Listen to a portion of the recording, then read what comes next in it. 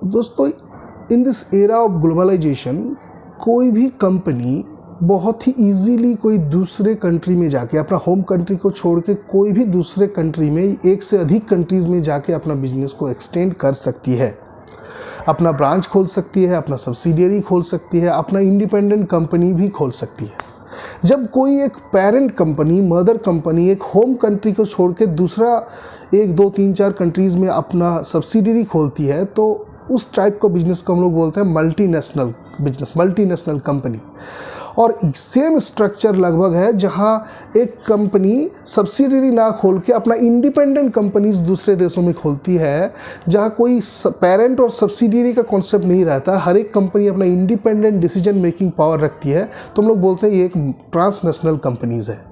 Now globalisation का era है और ट्रांसनेशनल कंपनी बनने का भी एक जो है बहुत ज़्यादा कंपटीशन चलता है, और कौन कंपनी कितना ज़्यादा ट्रांसनेशनल है उसका भी भाग दौड़ यानी कि कंपटीशन चलता ही रहता है। ना कैसे मेज़र किया जाए कि कौन कंपनी कितना ट्रांसनेशनल है? एक तो सिंपल तरीका आपका दिमाग में आ रहा होगा कि सर, जो कंपनी जितना ज़्यादा देशों में अपना बिजनेस को फैलाया है, जितना ज़्यादा देशों में फैलाएगा वो उतना ज़्यादा ट्रांसनेशनल होगा। कंपनी ए मान लीजिए, वो अगर 10 देशों में अपना बिजनेस को फैलाया है, और एक कंपनी बी है जो अपना बिजनेस को 25 या 30 देशों में एक्सटेंड कर चुका है, तो obviously company B is more transnational than company A. Concept लगभग यही है, लेकिन थोड़ा सा रिफाइंड है और कुछ और पैरामीटर्स को लाया गया है। Now who has introduced the concept? United Nations conference on trade and development. It is an international body, intergovernmental organisation, जो कि इंटरनेशनल लेवल पे काम करती है। Established in year 1964। वो एक कॉन्सेप्ट इंट्रोड्यूस किया जिसका नाम है transnationality index. Transnationality index taking some parameters.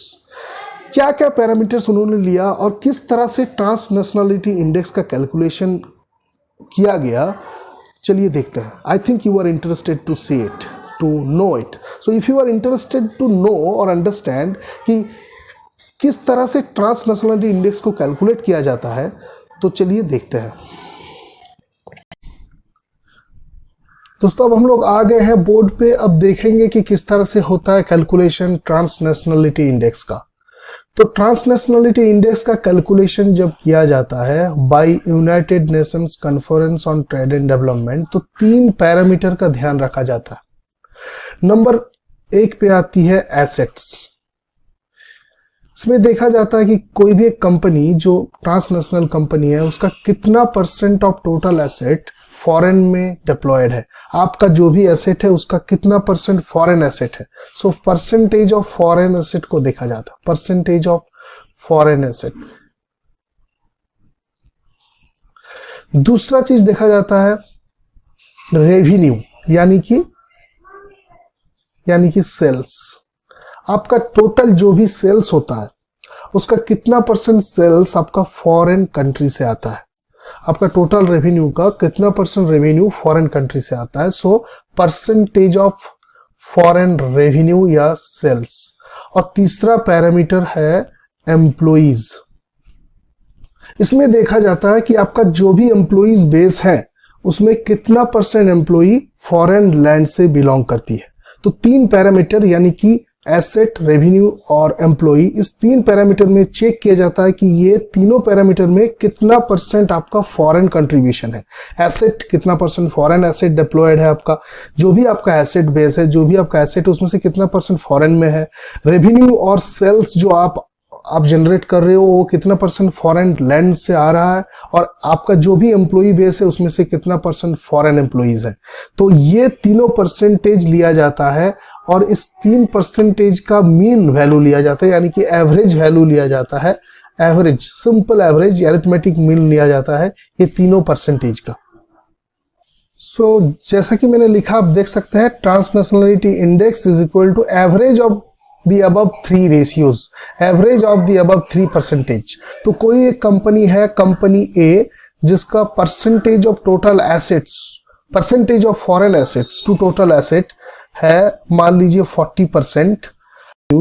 Percentage of foreign revenues to total revenues, यानी कि टोटल जो रेवेन्यूज है उसमें से कितना परसेंट फॉरेन लैंड से जनरेट हो रहा है, वो है सपोज 60%, और उस कंपनी का टोटल जो एम्प्लॉई बेस है उसमें से 20% एम्प्लॉई जो है वो फॉरेन एम्प्लॉइज है।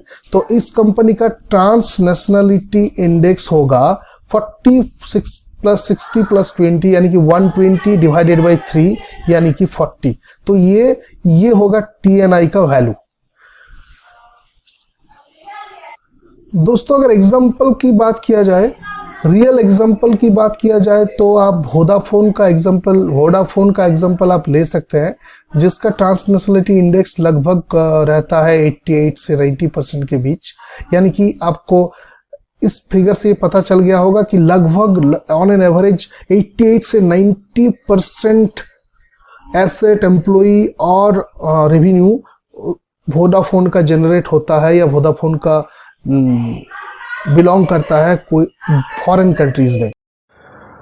दोस्तों आई थिंक आपको ये समझ में आ गया होगा कि ट्रांसनेशनलिटी इंडेक्स का बेसिक कॉन्सेप्ट क्या है, कौन इस कॉन्सेप्ट को इंट्रोड्यूस किया, कैसे इसका कैलकुलेशन होता है, क्या क्या पैरामीटर्स को कंसिडर किया जाता है।